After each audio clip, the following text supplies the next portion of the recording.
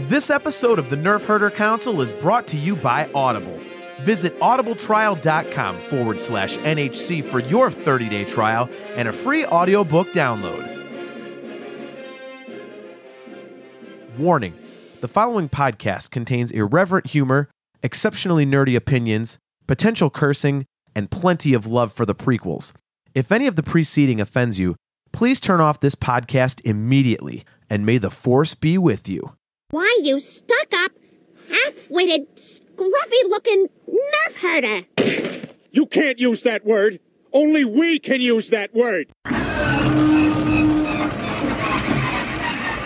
Get ready to be impressed! You ready to be impressed, Tim? I'm completely ready. I am always ready.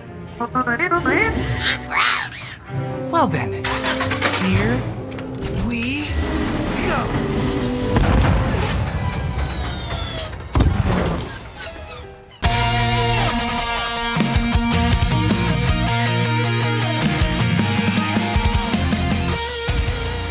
You're tuned in to the Nerf Herder Council, your source for Star Wars opinion, conversation, and debate. Featuring your hosts, JT. You really could technically thaw out Princess Leia like a damn toaster strudel, and she'd be alive. I think I have a new intro clip. AJ. Chewie, crack a window. The cold air keeps me awake. Steve. It's a sign of any good audio podcast is visuals, right?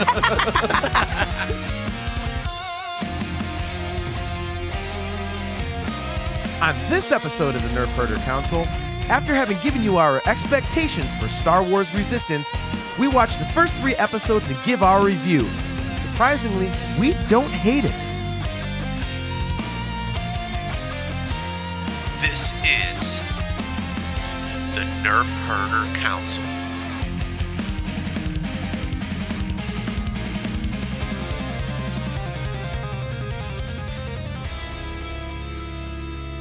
What is up, everybody? Welcome to another episode of the Nerf Herder Council. I am your host, JT, and I just started without anybody else paying attention. Yeah. No, I got it. We're good. I'm a professional. I wanted to see how quickly you would look over and go, oh, what time is it? So, anyways, welcome to... nailed it. Nailed it. Welcome to another episode of the show as I stumble over my words because I was so proud of myself for that great intro. But we are brought to you by Audible. Go to audibletrial.com/NHC for your 30-day trial and a free audiobook download. You can buy official Nerf Herder Council swag at shop.nerfherdercouncil.com. There are 3 different designs that AJ made. One is based on the Last Jedi logo, one is based off the Empire Strikes Back logo, and the other one is based off of the Solo logo. So the blue one always looks like the Empire Strikes Back to me. So You're so good. Yes, that's exactly what it is. So, But, all right, well, let's just get into it because we already did our expectation episode a couple weeks ago for the new cartoon Star Wars Resistance. And now that you and Steve have seen the first 3 episodes and I've seen the first 2.5 episodes. Close enough. Yeah, close enough. Yeah, you're not really going to miss out on anything on the third one. Snoke shows up in the final act. Yeah, right. Kills some people. The Knights of Ren. they say who Rey's parents are. Yeah. It's amazing how BB-8 took out the Knights of Ren that easily. No, right? That'd be so great if they did do that. Just take things that everyone wants to know and make them terrible.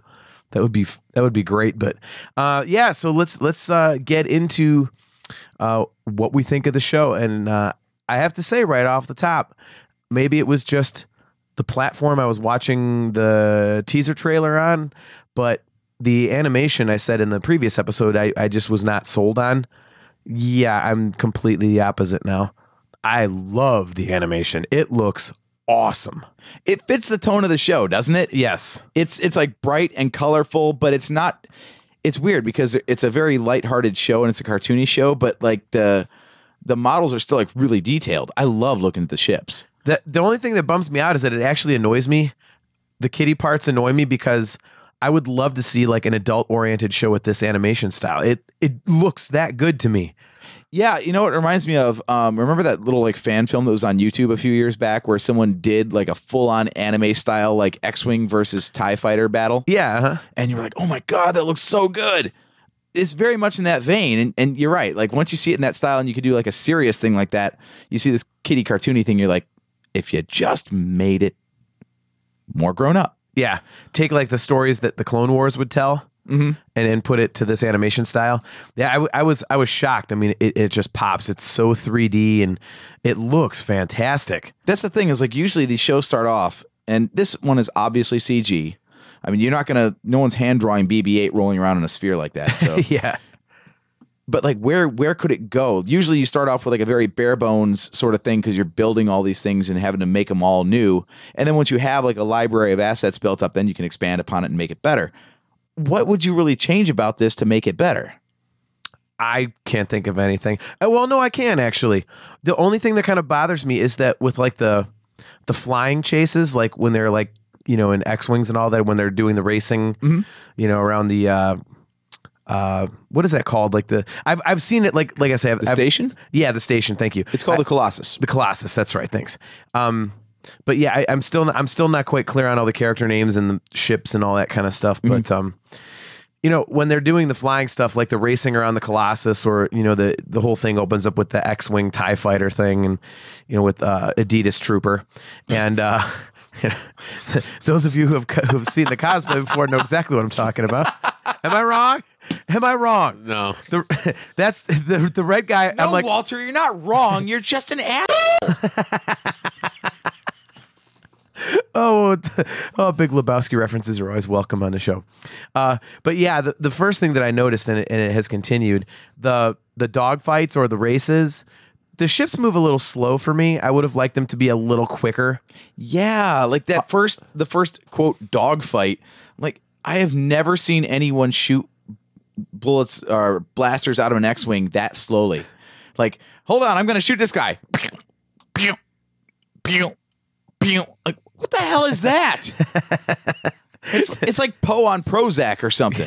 they were left with the junk. That's why it's the Resistance, man. Dude, they're the nicest ones. If you've done any behind the scenes stuff, that's a T-80 X-Wing now. Ah, so that's even newer than the T-70 that the new sequel trilogy is based on. Wow. Okay. Apparently, that's like the most current model. That's why the new Resistance has that. New Resistance. The New Republic has that. Man, I suck tonight. But the Resistance is the ragtag bunch, so they got to deal with older technology, and that's why they have the T-70s. Ah, okay. I was going to say, because if they have T-70s in Episode 8, why do we have T-80s in Resistance, which is before Episode 7? Yep, that's why. That makes no sense. Oh, well. But now I know. The actual government gets nicer stuff than the militant offshoot of them. Yeah. Well, that would seem to make sense, though. Yep. I mean, the crazy militant guys aren't going to, right, top of the line. The private militia doesn't get what the government gets. No.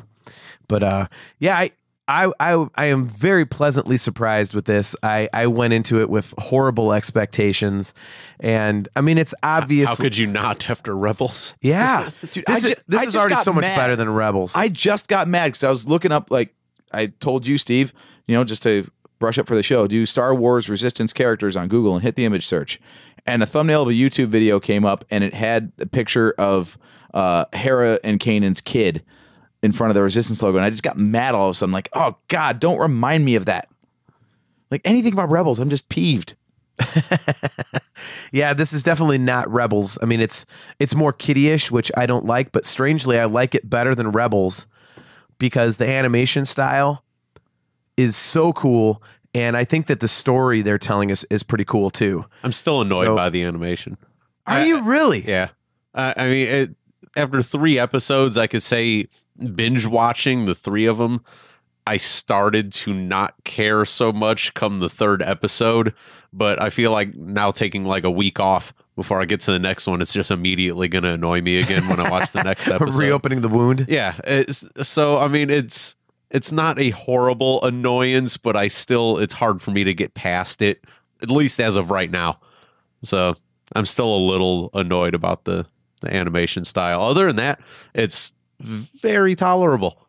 I mean, we're much talking more so than Rebels. Yeah. we're talking 3 episodes in. You really shouldn't know anything other than getting to know some of the characters. You're not really getting, A quality storytelling those first couple episodes or anything. But it was, I wanted to watch the next episode at least, which is more than I could say for Rebels. Yeah. Are you getting a feel for like the relationships that they're building between the characters? Yeah. Like already, as soon as they revisit a location or a character, a secondary character, I'm like, oh, that's cool. I wanted to see more of them.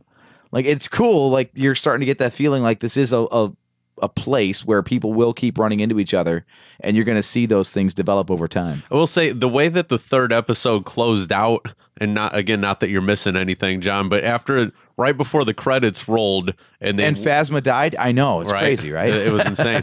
But I instantly, right when the credits was going, I was like, Kaz annoys the crap out of me already. Like he just seems kind of useless to me, and he seems like he's like brainless or something with the. Well, how much of the 3rd episode did you see? You said you saw. I got up to the probably like the midpoint where he says whoever the blonde kid is like he says we've got him right where we want him. Oh, all right. So you watched him knock the engine off of the side of the thing, right? He does the exact same thing at the end of the show with something else on a cart, and I'm just like, okay, this kid's an idiot. Yeah. Like, and honestly, again, it's going to be hard for me to look past that. Kind of like when we talked a couple weeks ago, how my first initial a look at Ezra was, this kid annoys the shit out of me. I'm already looking at Kaz like, all right, this kid's a moron. And I don't know how or when I'm going to be able to look past his stupidity, honestly, at this point already. You know what saves it for me though? Is he freely admits right up front. He's like, I'm not a mechanic. I don't know how to do any of this stuff. Yeah. Whereas with Ezra, he's just like all bravado all the time, has no humility whatsoever. Right. So you want to see him fail because you're like, just exactly. knock this kid down a peg. At least with Kaz, you're like, okay, well, he sucks at everything, but he never said he was good at it. That's true, but that didn't stop me at all from the credits rolling on the 3rd one, me just shaking my head. I'm like, the kid's a retard. I couldn't think of anything past the 3rd episode other than like, all right, he's an idiot. All right. Where do we go from here? Yeah, they're going from like fish out of water to just plain stupid. Yeah. So they gotta dial that back a little bit. I think they will, but they're just really reinforcing and driving it home for the kids that he doesn't really know what he's doing. Yeah, you could kind of see it coming that he's gonna play a complete imbecile for like half of a season, then he's gonna turn into a friggin' Jedi or something one week. Just something stupid. They're gonna have this like turnaround with his character, and you can see it coming a mile away. I feel like that is. I was wondering about that. JT, what do you think about this? Where like he's such a buffoon now, like you're gonna see him grow up. Where when the stakes really get serious, and whoever this First Order spy is, when they start getting more into like the serious storyline, you're gonna see Kaz stop being so goofy and actually like get with the program a little bit. What if he's just a giant fart knocker the whole time? Oh God. That'd be awesome. Everybody else grows, but he's just some dumb turd. I love how you went all the way back to like Beavis and Butthead era for that insult. Well, it's fart knocker. It's like he's just an idiot. Like you said, like, and I'm kind of surprised because I'm surprised I like the show because the kiddiness of it is more amped up, and he is kind of a moron. Like the episode with, he's like, I'm not here to be a mechanic. Yeah. I'm here to be a spy. And he's like, no, you have to understand. You stay undercover, and that's Dude, he that's came part off of it. No, I'm a spy. Like, he came off completely as Ezra to me in that exact moment. Yeah. I'm like, oh God, here we go. Yeah, I'm like, damn you! Will you just play as a mechanic for Christ's sakes? But then when said it a million times. When the blonde kid went and stole the fuel out of the guy's office and stuff, and Kaz goes to run away, I was waiting for the Scooby-Doo like running in place sound effect as he was running away, and then the smoke behind him as he turns the corner. Well, they did have the explosion earlier in the episode where he just goes where Niku, like, he hands him the electric thing instead. Niku goes like like all flying up in the air. Like, I mean, and that's the one thing, like, I know that I knew it was going to be more kiddie-ish. I always use that term, but there's not really, juvenile or whatever. But, I'm surprised I like it because it is more amped up, and those parts do annoy me. But the parts I like so much that it kind of offsets it. So I don't mind it as much. But I mean, it was so obvious to me, like the first episode, that Niku is just there as the lesson for the kids. It's like, and then they have a giant bar fight. You don't see a single lightsaber or blaster. It's just the Three Stooges like slapstick of people hitting each other. I'm like, can someone please get decapitated for Christ's sakes? Like, please, just somebody get decapitated. Like, I want to see something where the kids just like their pants. Like, please. But I didn't get it. And, and as soon as Niku started talking, it was, he's just like a walking, breaking the fourth wall, looking into the camera at kids like, hey, kids, don't lie, because if people don't understand what you're saying and you lie, people might spread false information. Hey, kids, never give up on yourself. Hey, kids, I'm like, listen, you green apple, you spiky-headed douchebag. Seriously, it'd be like, it's not that annoying. It was obvious, but part of it was a little annoying. I'm like, okay, I know it's for kids, but you have to be that obvious. Well, the youngest of the three of us here at this table are 30 years outside the target demographic. Right. So. Yeah, I know, but again, that's why I'm surprised I liked it, because those things just annoyed the hell out of me. And then I get these like really dark ideas. Like It's what? like Like that- I'm thinking, like, what if? See, Niku to me, Niku is like when he's a closet pedophile. Oh, jeez. He's that character on like Oh, no. on like Netflix shows where it's like the nice uncle who turns out to have this horrific past. And I'm like, you I remember don't trust back in that the day- guy. You remember back in the day when we all watched G.I. Joe? And they would do the thing with Sergeant Slaughter, and like all the kids would be like, "Oh, well, I understand now." Like, Knowing's half the battle. yeah, knowing G.I. Joe. exactly. Like that's him to me. That's his character to Yeah. me.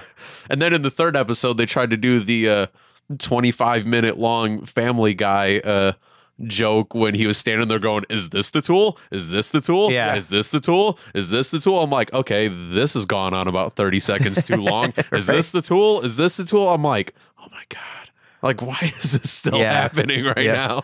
But I mean, I'm sure I'm clearly overblowing it. It didn't even go on that long, but it was like after the third tool, you could have just been done with the scene. He got up to what, about 8 tools before they cut off of him. it's like a Swiss Army knife. It was Peter Griffin hitting his knee on the sidewalk all over. Right. Yeah, it is. Yeah, like I said, I was kind of surprised that I liked it that much because the kiddie parts were so obvious, but the stuff around it was really cool to the point where the kiddie stuff really doesn't annoy me like I thought it would. Like Rebels, it's just I couldn't get past it. Because it was the damn stories just didn't matter. Like, I mean, going back to the space whales, it's like, why do I give a crap about space whales? And don't give me this, oh, the space whales can go into hyperspace. Like, that is the stupidest thing ever. But at least this one, like, they're like self-contained stories, but there still is there's like that common thread of he's on this mission. So it is a linear story with other stuff thrown on top for kids. So I'm cool with it. And like I said, I'm actually excited to watch it. So I mean, when the First Order, or no, when the pirates attacked in the I think it was the second episode, Third. No, second. Yeah. And all the racers went down to like save the day. I was just like, holy Jesus, when are all these fighters going to go together and turn into Voltron? Yeah. Just you get all these random people that were just racing each other 5 minutes ago, and now they're going down there to save the world in colored ships and everything. Yeah. I'm like, okay. I'm like, so it's Power Rangers now. Cool. Right. Well, I will say that another thing, like speaking of the pirates, the ship designs and stuff are really cool. Yeah. And the alien voices are awesome. I think they've done a really good job on that kind of thing. That's probably why the kiddie stuff doesn't bug me as much, because it feels really Star Wars-ish, whereas something about Rebels always seemed like it was just trying too hard. Yeah. Whereas this feels like it fits right in there. It's just geared towards like 7 to 10-year-old kids in a lot of respects. Yeah, one of my favorite characters is I think what's his name, Grievak or something, little purple guy that bet him on darts in the first episode. Yeah.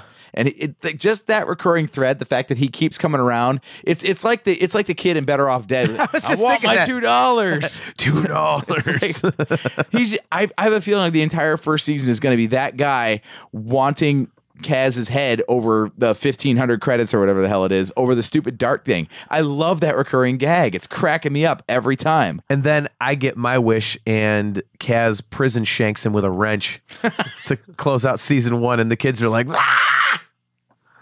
The parents are freaking out, like, what the heck was that? Just turn it all on its ear. Now I'm trying to remember back now in the other, because that alien, not that character, but wasn't that one of the pod racers? Yes.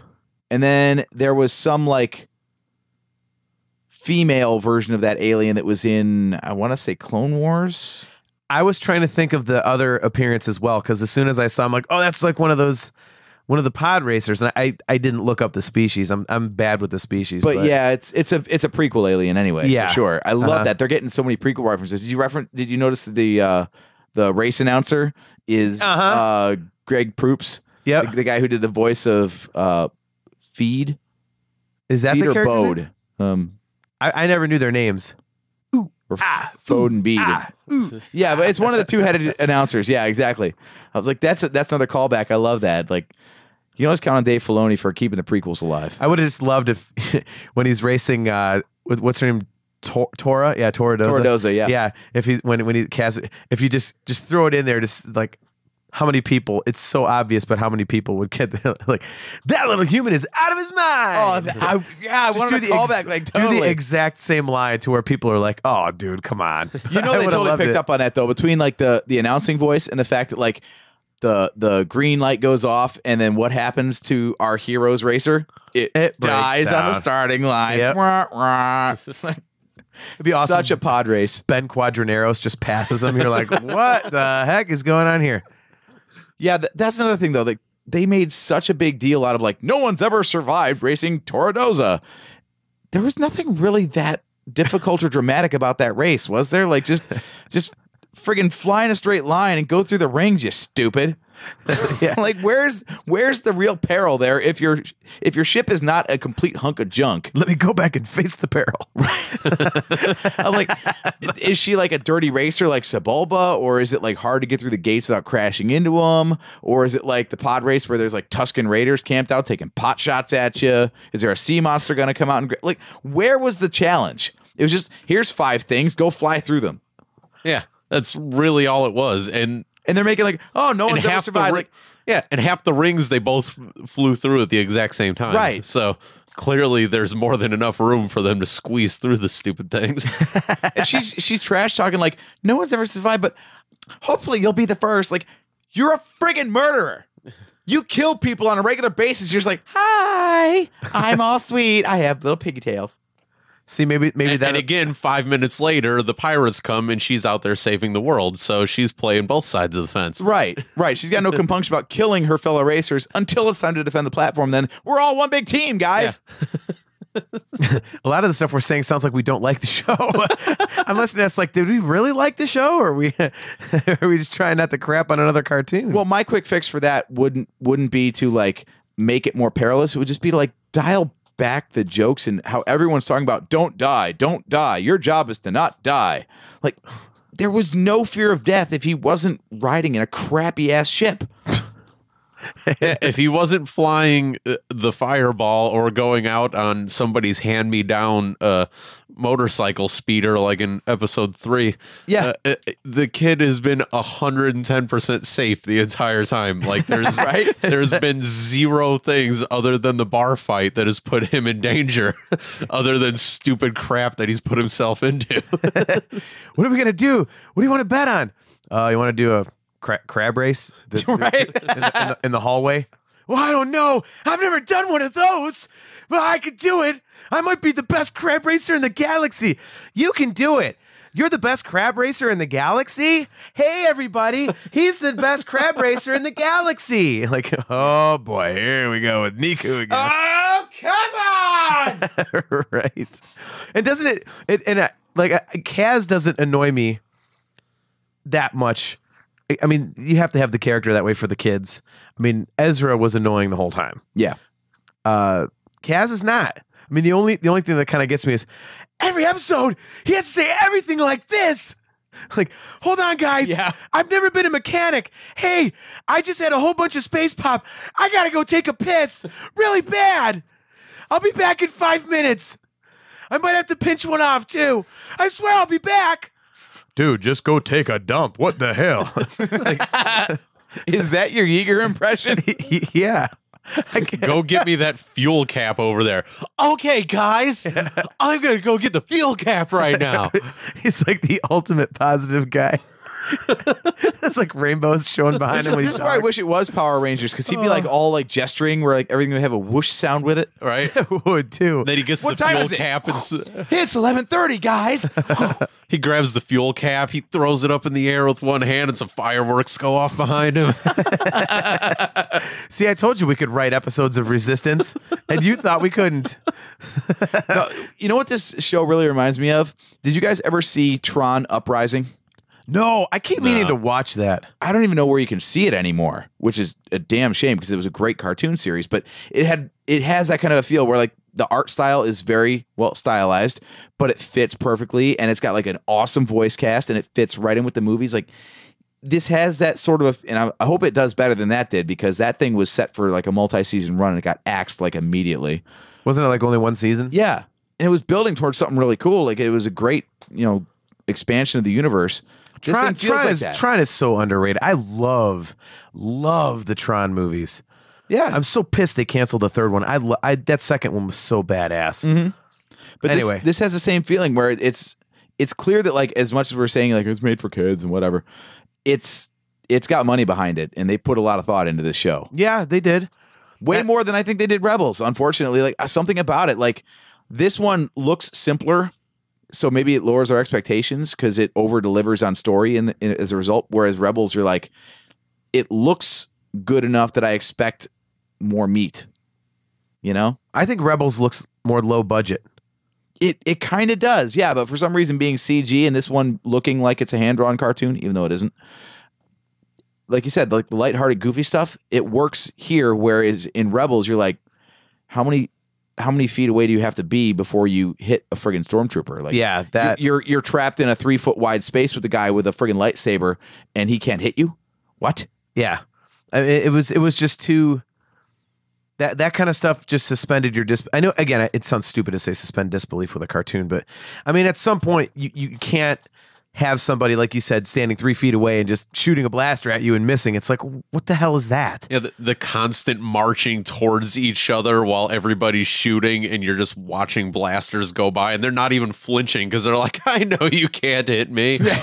They must have been watching my screen caps from playing Battlefront when they got that, that idea, because that's basically me playing Battlefront 3 feet from somebody missing wildly. But yeah, I will say 3 episodes in, definitely watchable. I want to see the next episode. They're doing a good job already of telling an individual story, but keeping the 3 of them are linked together, and you can tell that, but at the same point they all told a singular story, and it's like, okay, so like you guys are doing this right. It's just a matter of, can you continue to plow this through another 24 episodes or whatever the hell it might be? Well, they have that common narrative for older fans like us to follow, and then they have the kiddie adventure on top that doesn't have anything really to do with. And then they still threw the 1970s swipe, between scenes and stuff. Oh yeah, I caught that too. Yeah, I love it. I was like, all right, so all they need to do is toss in a Wilhelm scream and we'll be all right. I was waiting for that. Dude, yeah, they're doing so many things right in this series that they didn't do in Rebels. I think they're trying to do the same thing. Rebels was supposed to be like every episode's its own thing, but it tells an overarching thing. And they made a point of that. They're like, look, in Clone Wars, we jumped around. We had 4 episodes on this thing, and then we were on a different planet, different adventure for 4 episodes. Rebels was supposed to be a continuing narrative throughout. And yet it felt like every episode was like either completely meaningless, or the thing that they tried to cover in one, maybe a 2-parter, if they were really going grandiose, felt like it should have been like 6 or 7 episodes. That's exactly it. That's a great way to describe like, that show. This pacing is perfect, where each episode, like the first one was double length, and it worked because they had to do a whole lot of exposition. And the next 2 episodes that are up on the streaming app right now are they're just enough story for the time they have to tell. It doesn't feel like they're crunching anything in there to get it to work, and it doesn't feel like they should have taken less time to tell it either. Yeah. Like it's the perfect amount of story for the 22 minutes they've got to use it, and I love it. And there's just enough in there that like connects each story to the next or the one before that you're like, yeah, okay, you get to the end, the credits roll, and you're like, all right, is there another one? Damn it, I gotta wait a week. It's like you could tell already that other crew of people that he was just running with is kind of going to be a running gag of people that are going to be his enemy, at this point now. So like they already established them and why he's mad at Kaz now, and you're obviously going to see them butt heads again at some point, and at least you don't need more of a backstory than that.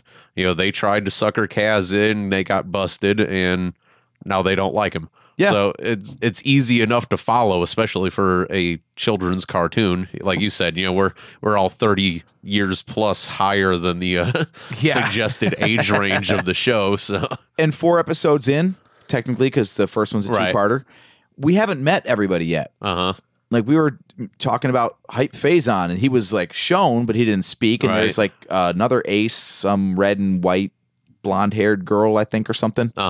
Like we haven't met everybody yet. Like you'd think, like for this kind of a show, they would just like roll everybody out at first, and you just have the whole crew in place. But no, they're taking their time about it. I like that. Speaking of characters, the TIE Fighter pilot, were we supposed to know who that guy was? He's new.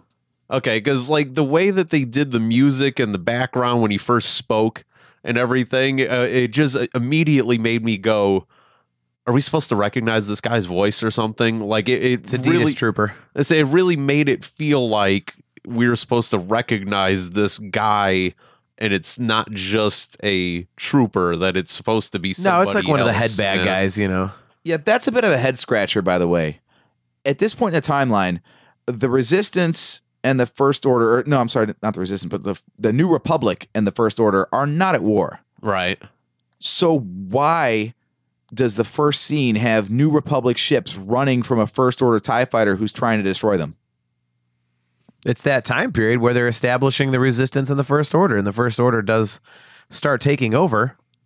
So as far as I knew, the First Order hadn't officially like opened hostilities against the New Republic, though. It's still a Cold War. Is this supposed to be like an isolated skirmish that no one hears about? No, maybe it's like kind of like they're slowly establishing themselves. So it's like they do these like submarine attacks, not like in a, you know what I mean, like kind of like subversive. Well, it sounds like they've run into this guy before. Poe even mentions like no one's ever gotten a shot on him except for me. By the way, Poe was great. Yeah, definitely. Poe was great in this debut. I love this. He's so good at that. Yep. I thought Captain Phasma was great. I hope they have more of her in there. Since we got robbed of her in the movies. I was gonna say, after the way they destroyed the character in the movies, it'd be nice to see something useful come of that character. It'd be great if she's only in like 2 episodes. Right. And then she just like falls down a chasm in the second one. And you hear on the way down going, "Oh, Jesus Christ." Dude, those space balls. Oh no, not again. Yeah, the guest, I want to see the character that Elijah Wood voices, because I want to see if I can pick out his voice. You already have. Who is he? He's the First Order pilot. No, he's not. Yeah. Is he? Listen to it again. That is totally Frodo. Are you sure? Oh, yeah. You better look that up. Maybe that's why I thought we were supposed to recognize the voice. Well, we just figured it out. Well, he's that guy. The other way I know him is going back to that Tron Uprising. He was the voice of the main character in that, too. Really? Yeah. Huh. Yeah, having never seen an episode of that, I wouldn't know that, but... So yeah, I mean, I think we're pretty stoked, like, in right now. Like, where do you guys want to see the story go from here? I don't really have a direction. I just want it to continue to... I like the underlying narrative of, ooh, who's the First Order spy? And, it's like the building up of the two sides that you get to. They really haven't done any of that yet. Yeah. Not really. I feel like I'm ready for, like you said, 4 episodes in because of the double, so we're going into the 5th one. I'm ready to see some actual Star Wars. Well, how about already? Like, because it seems like it's just been the racing and hanging out at the thing and the the backstory stuff. I'm like, I'm ready to see actual Star Wars other than just seeing BB-8 roll around right now. I feel like it's been enough time. I keep thinking that Yeager is actually the First Order spy. Boy, that'd be interesting. Like that would be a heck of a plot twist for a kids show. That's just the pro wrestling fan in us that we're just like, dude, it's one of the good guys. It was me, Austin. It was me all the time. But then they could have Niku just completely pop the balloon for kids. Wait a minute, Yeager. You were the spy all along? I guess that even when you love and believe in people, you shouldn't trust them ever because they could stab you in the back and break your heart. So I guess I'll never trust anybody again. I'm sure glad that I never listened to my mom and dad before they abandoned me in that back alley. They'll get and then Niku just turns around and puts a blaster to his dome. It's awesome. They'll get that pulse of the zeitgeist by bringing in Niku's brother. Niku's sister, Me Too.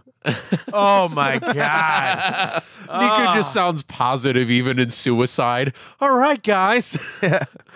Well, there's not really any more point for me to be here, and I'm just going to be in the way, and nobody loves me, and I can't trust anymore. Well, my hole is a black, empty core where it, like his boobs. Well, guys, I suppose I'm going to go see the business end of this barrel right here. So. Good luck in the race, Kaz. Bam! That's the last tool that Niku ever asks for. Yeah. Kaz, will you hand me that blaster, please? That was. Well, what do you need that for, Niku? Yeah. Hey, Niku, are you about to commit Harry Carey? Are you gonna blow your brains out with that blaster? Niku, hey, Niku. I don't think you should put that in your mouth, Niku. I don't think that's the way you're supposed to point that. I was always told to point that in the opposite direction. I'll let you hold my special expensive trophy if you don't do it. Here, hold my busted ass trophy that I stuck in this doorway a couple episodes ago. This thing's the most important thing for me ever. Let me use it as a goddamn doorstop. I like how it hits the ground. It sounds like it's like 85 pounds. And he just sticks it in his jacket pocket and runs away. Right, yeah. There's no lump in the coat. Yeah, there's no lump in the coat or nothing. His shoulder just sags from the weight of this thing. Oh, man, you can sell this thing and live large on this island. No. I'd rather stay in the dumps and carry this busted piece of metal in my coat pocket with me. You could live here for a year. Screw luxury. finest food, finest accommodations for a year. Nah, this thing's too important to me. Hold on, the door's coming down. Let me just jam it in there and let it get all dinged up. But if I'm living a life of luxury and I need to hold a door open, how am I going to do that? If my super fancy door breaks, what am I going to brace it with?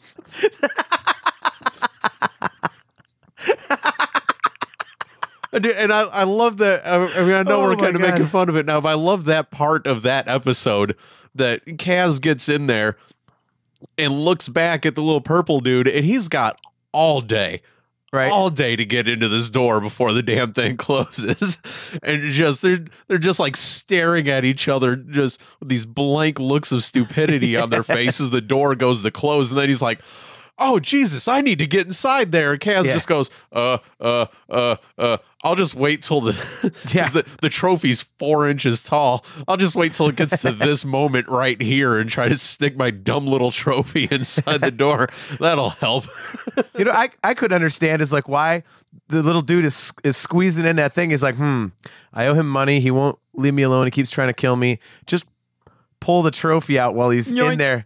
And all of a sudden the head just pops off on the ground, like just like a hunk of silly putty, just completely crushes his body in the door. Like how he went and confronted Kaz with the stupid Elmer Fudd rifle outside too.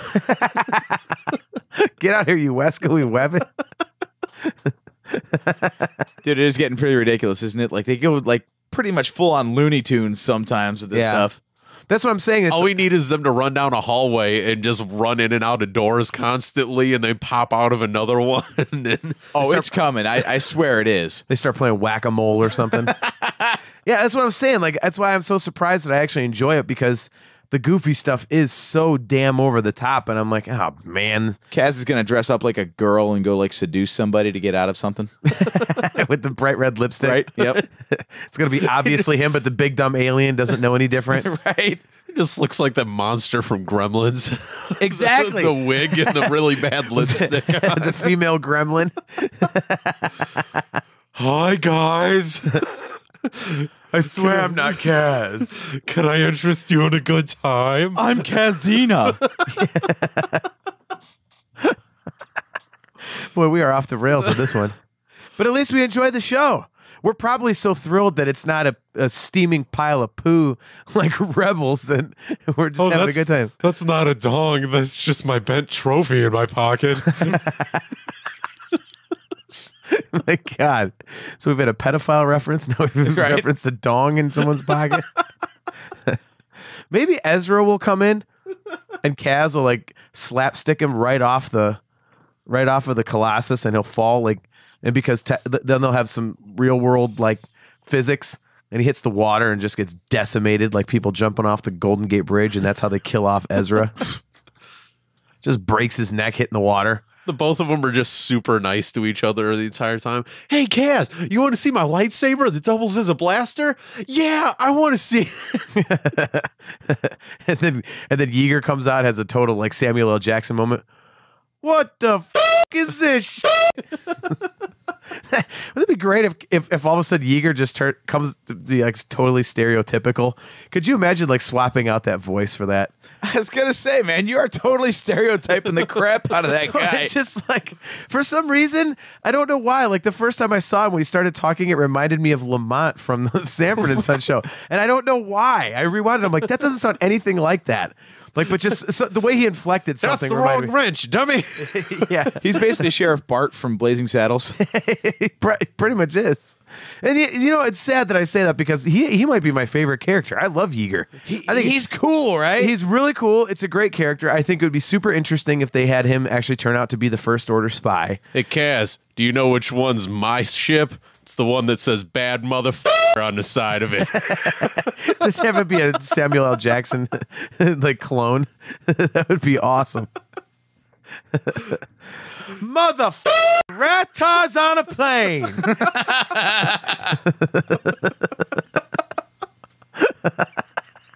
They just have him talking nothing but cliches. Samuel L. Jackson cliches. Does Tora Doza look like a bitch?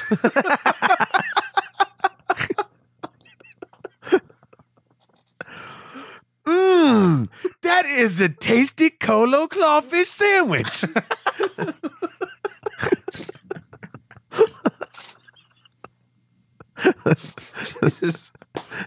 I don't think the show's rated Y7 anymore. Right? No, it's not. Yeah, we done it. Motherfucker, say I'm not a mechanic again. Say you're a spy again. That would be so. If we wrote a Star Wars show, it would be the biggest piece of shit imaginable. There'd be three dumb assholes laughing at it, and it would be us. Everybody else would be like, "This is garbage."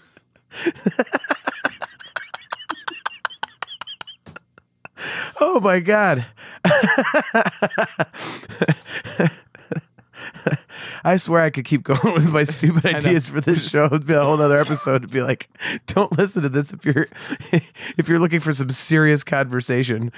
Oh my gosh. Well, yeah, insightful review. They've turned this is into not the wrong podcast for 2 years if they're looking for insightful conversations. I know. Oh my gosh. But no, to be serious, I like the characters and I love the animation. And I think they've done a fantastic job of, again, keeping a linear story underneath everything for the older fans, but then giving the total slapstick kind of like Saturday morning cartoon adventures for the little kids to get into. So, so far, I think it's been pretty successful. I'm interested to see what they do with the story. Having the whole First Order spy thing is cool because it's always that underlying, ooh, did we already see that guy on screen and we just don't know it? Or, you know, that character on screen and we just don't know it yet. You know, is there a double agent and all this stuff? It's pretty cool. So I'm excited to see what comes out of it. Mm-hmm. Do we know how many episodes are in the first season? I have no idea, actually. I should have done more research on that, but let's see. What did Rebels get? 20? Was it that many? It had a long first season, I think. Oh, just the first season. Yeah, the first season was pretty long. I mean, it never runs less than 12, so we know we got at least 2 more months of this. Yeah. Well, you know what? I'll bring this up and then we can get out of here, but I did have one thought. I wonder if they up the kiddie quotient on this one because The Mandalorian is going to be much more adult. I mean, obviously it's live action, so it's not going to be really geared towards kids, but being, based around the culture of Mandalore, or at least a guy who thinks he's Mandalorian or is a Mandalorian or whatever, I wonder if that one's going to be pretty gritty and pretty brutal. So they purposely made this one a lot more easily digestible. So you've got kind of like both ends of the spectrum for whoever wants to watch what. Yeah, that's a good point, actually. That could very well be the case. I mean, they're gearing up for a very adult-oriented show with that one. I can't wait for that show. So, yeah, we'll see. I love the look of the Mandalorian himself. We have no idea when that's coming out, do we? Next year, but we don't know when. Sometime in 2019. Oh, so like sometime in the next calendar year. Sometime next year, yeah. It's in a month on a day. So sometime in the 12 months between January and December. Well, there's 10 months between January and December. You should have specified January 1st. It's an inclusive December 31st. statement, actually. Okay. Well, we do like to be... I think inclusively. I don't know about you, but... this show. Well, that's a perfect place to cut it. There we go. Hashtag me too. I'm inclusive, damn it. Well, thanks everyone for tuning into another episode of the Nerf Herder Council. We are brought to you by Audible. Go to audibletrial.com/NHC for your 30-day trial and a free audiobook download. Go check out Galactic Empire. They've got 2 records available on Rise Records. It is awesome Star Wars themed heavy metal. So I'm a big fan of that, so go check it out. You can find us all over on all the awesome podcast apps that you like to listen to. I'm sure we are there. Spreaker, Stitcher, iTunes, Apple Podcasts, Pocket Casts, CastBox, Spotify, most Android podcast apps, really. All of our episodes are available on our YouTube page. The website is nerfherdercouncil.com. You can interact with us on Facebook. Just look up Nerf Herder Council. You can leave us a voicemail message if you'd like us to play it on the show. It's 440-987-WARS. You can email us directly, feedback@nerfherdercouncil.com. And don't forget, you can get official Nerf Herder Council swag on just about anything you want. 3 different designs, and you get that at shop.nerfherdercouncil.com. You can interact with us directly. We are fairly active on our Twitter page, which is @NHC Podcast. So, I am your host, JT @DogPoundJedi. He is AJ. Drake Adams 579. He is Steve. @OverHappyNiku. And we will catch you next time.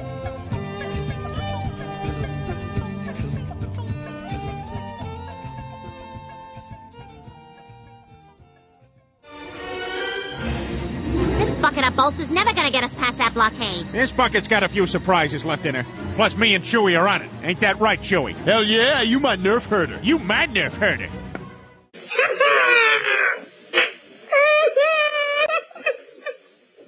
We build great raw, all around Carrasses. Goddamn Tordoza, you break down my shitty wall.